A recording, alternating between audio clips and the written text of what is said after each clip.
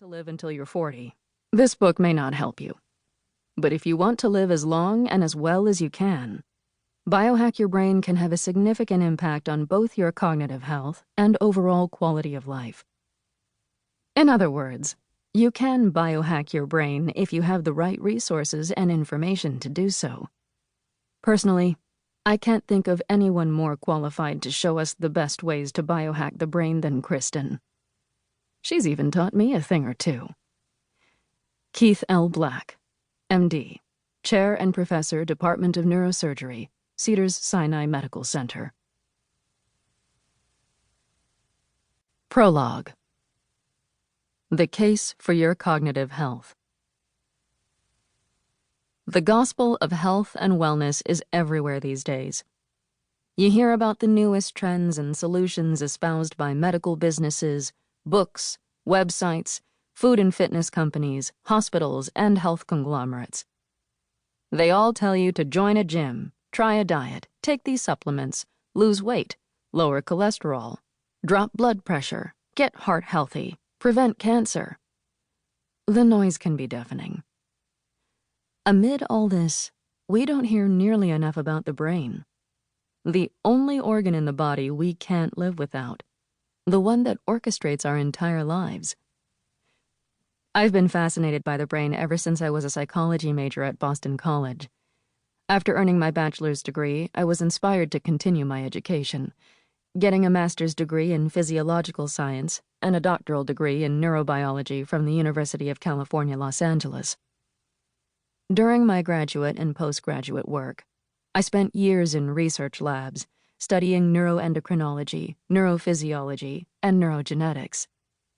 During this time, I was awarded a fellowship from the National Institutes of Health, which opened up opportunities to present my research at conferences around the world.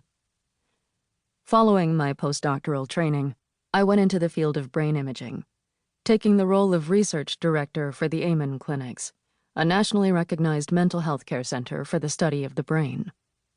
My time there changed my life, and the lives of many others.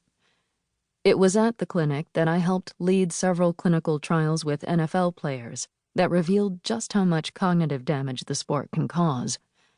A groundbreaking conclusion at the time when my colleagues and I published our results. More important, we discovered non-invasive ways to help treat and even reverse some of the damage we saw by using diet, supplements, exercise, and cognitive training. Later, I was lucky enough to be able to use the knowledge gleaned from those trials to help my father, who passed away in 2017 after years of living with symptoms associated with Parkinson's disease. While it was incredibly painful to watch his condition progress, I was able to hold on to hope, knowing that I did have some tools to help him retain his quality of life. As his condition worsened, I encouraged him to adopt some of the techniques we used with the NFL players to help heal their brains. It was incredible to see how his balance and grip improved, such that he was able to hold on to some independence until the very end. To this day, I'm so heartened that I was able to give him some tools to make his last years more pleasant and full of hope. This story epitomizes the #1 lesson I've learned in my 20-plus years of study. Everyone has the potential to change his or her brain.